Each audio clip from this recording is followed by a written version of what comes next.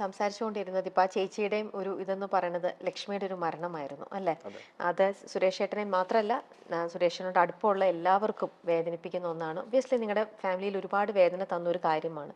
ലക്ഷ്മിയുടെ മരണം എന്ന് പറയുന്നത് ഒരു കാർ ആക്സിഡന്റ് ആയിരുന്നു അല്ലെ. അന്ന് ലക്ഷ്മിക്ക് എത്ര വയസ്സുണ്ടായിരുന്നു എന്ന് മാധവൻ അറിയോ? ചേച്ചിക്കന്ന് 1.5 വയസ്സ്, 2 വയസ്സ് തികഞ്ഞിട്ടില്ല. 1.5 വയസ്സായിരുന്നു. കാറില് അച്ഛന്റെ ബ്രദർ ഉണ്ടായിരുന്നു, ട്വിൻസിൽ ഒരാളുണ്ടായിരുന്നു, ആൻഡ് അമ്മയും ഉണ്ടായിരുന്നു. ഈ ആക്സിഡന്റിൽ ആക്ച്വലി അമ്മയ്ക്കും സീരിയസ് ആയ ഒരു ഇഞ്ചുറി പറ്റിയായിരുന്നു. അമ്മയുടെ ഫീമർ, തൈബോൺ, അത് ഫുള്ളി ഫ്രാക്ചറായി അകത്തുള്ള ഫീമറിനകത്തുള്ളൊരു ലിക്വിഡ് ഉണ്ടല്ലോ, അത് ബോഡിയിൽ ഫുൾ സ്പ്രെഡായി ഷോക്കിലോട്ട് പോയായിരുന്നു.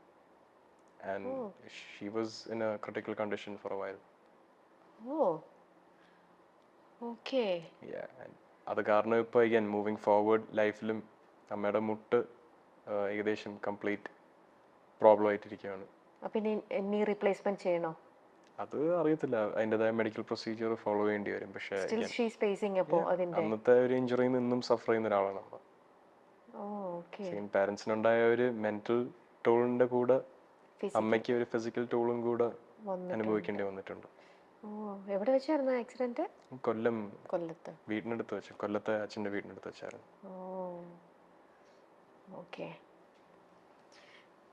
മറന്നുപോയ ഒരു കാര്യമാണ്, നിങ്ങൾ എപ്പോഴും മറക്കാൻ ആഗ്രഹിക്കുന്ന ഒരു കാര്യവുമാണ്. പക്ഷെ ഇതിപ്പോ കോൾ വന്നതുകൊണ്ട് മനസ്സിലായില്ല, അത് മറന്നിട്ടും കാര്യമില്ല, നടന്ന് സംഭവിച്ചൊരു കാര്യമാണ്.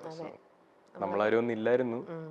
അപ്പൊ എനിക്കിതിനെ പറ്റി സംസാരിക്കുമ്പോൾ എന്തുമാത്രം വിഷമമുണ്ടെന്ന് ആലോചിക്കുമ്പോൾ അതെന്റെ അച്ഛനും അമ്മയ്ക്കും എന്തുമാത്രം എഫക്ട് ചെയ്യുന്നുണ്ടെന്ന് കണക്കൂട്ടാൻ പറ്റത്തില്ല. എനിക്കിനി ചേച്ചിയെ കുറിച്ചും കൂടെ പറയൂ. നമ്മുടെ സ്വീറ്റ് രാധികേച്ചി. രാധികേച്ചി എന്ന് പറയുന്നത് എത്ര സ്വീറ്റ് ആണ്. അടുപ്പമുള്ള എല്ലാവർക്കും അറിയാം. സച്ച് എ സ്വീറ്റ് ആയിട്ടുള്ള ഒരു sweet ഹാർട്ടാണ്.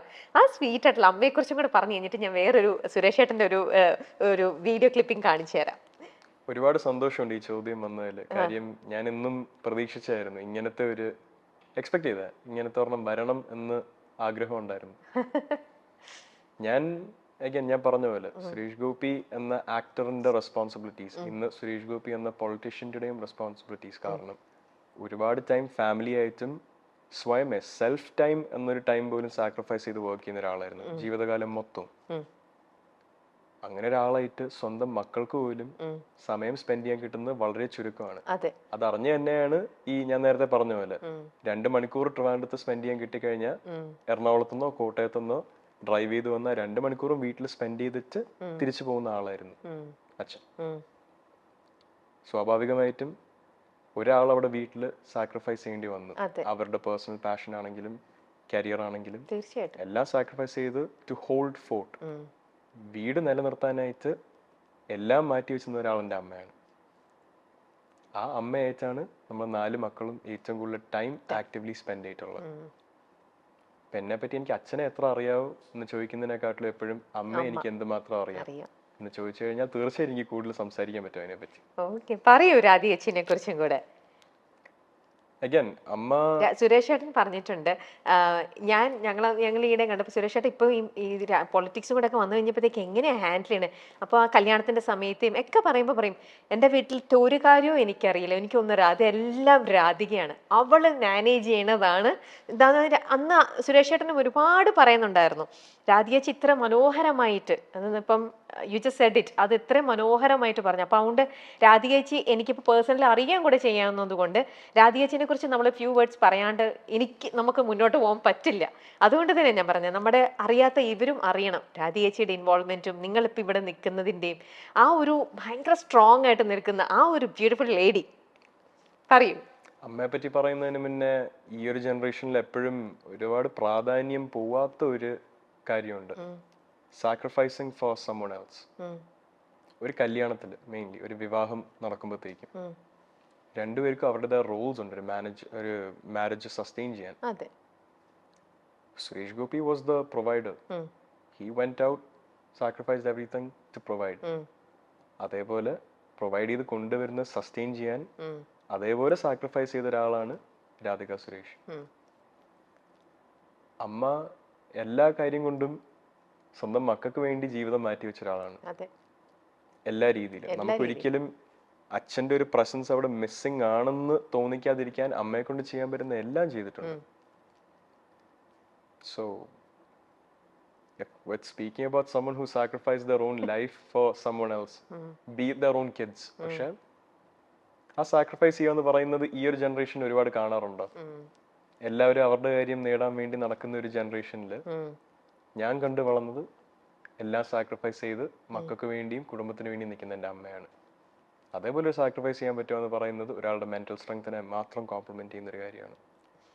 So if there's anything about my resilience or mental strength or will to push forward, നേരത്തെ ചോദിച്ച പോലെ സിനിമയിൽ എനിക്ക് ബുദ്ധിമുട്ടാണെന്ന് തോന്നുന്നുണ്ടോ, എനിക്ക് അതിനൊരു ഉത്തരം തരാനോ അതേപോലെ ഒരു പെർസ്പെക്റ്റീവിൽ ആലോചിക്കാനോ ഉള്ള ശേഷിയും വിവരവും തന്നത് എൻ്റെ അമ്മ തന്നെയാണ്.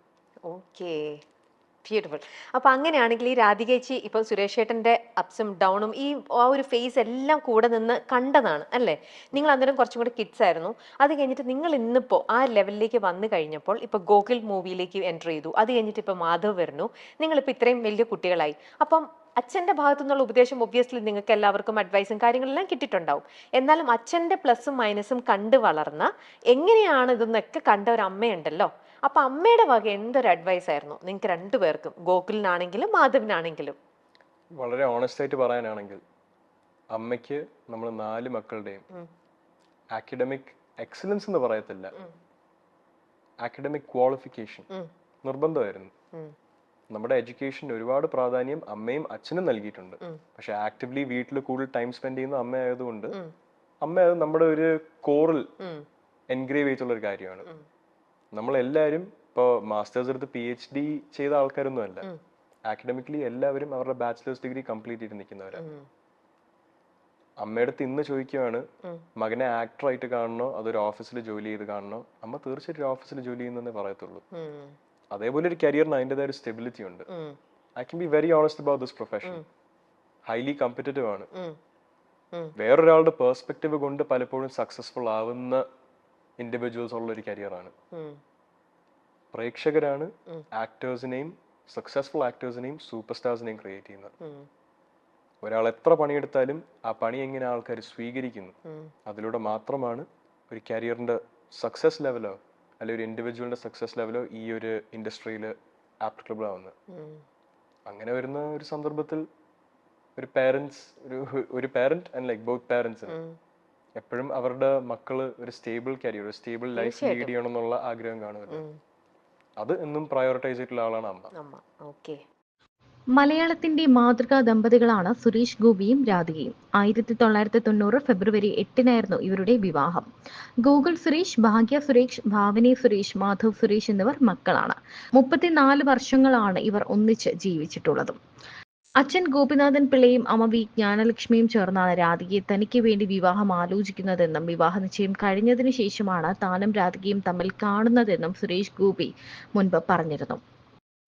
എപ്പോഴും സുരേഷ് ഗോപിയുടെ എല്ലാ വിജയങ്ങളുടെ കഥ പറഞ്ഞാലും അതിൽ രാധിക സുരേഷ് ഗോപിയുടെ കയ്യൊപ്പ് വളരെ വലുതാണ്. കാരണം സുരേഷ് ഗോപി ഈ തിരക്കുകളിലൊക്കെ, സിനിമാ തിരക്കുകളുമായി മുന്നോട്ട് പോകുമ്പോൾ, സൂപ്പർ സ്റ്റാർ എന്ന ലെവലിൽ ജീവിക്കുമ്പോൾ, അല്ലെങ്കിൽ ആ തിരക്കുകളിലൊക്കെ മുന്നോട്ട് പോകുമ്പോൾ ഒരു വലിയ ഗായികയായി ഉയർന്നു വരേണ്ട രാധിക സുരേഷ് തന്റെ കരിയറും തന്റെ ആഗ്രഹങ്ങളും എല്ലാം മാറ്റിവെച്ചുകൊണ്ടാണ് കുടുംബത്തിന് വേണ്ടി നിന്നത്. തന്റെ മക്കൾക്ക് കൃത്യമായ വിദ്യാഭ്യാസം ഉണ്ടാകണം, അവർ എത്തേണ്ടടുത്ത് എത്തണം, അവർക്ക് ഒരു കുറവും ഉണ്ടാകരുത്. ഒരു ദിവസം അവസാനം തന്റെ ഭർത്താവ് സുരേഷ് ഗോപി വീട്ടിലെത്തുമ്പോൾ അമ്മയായും ഭാര്യയായും എല്ലാം ഊട്ടുന്ന ഒരാളായി താൻ അവിടെ ഉണ്ടാകണം.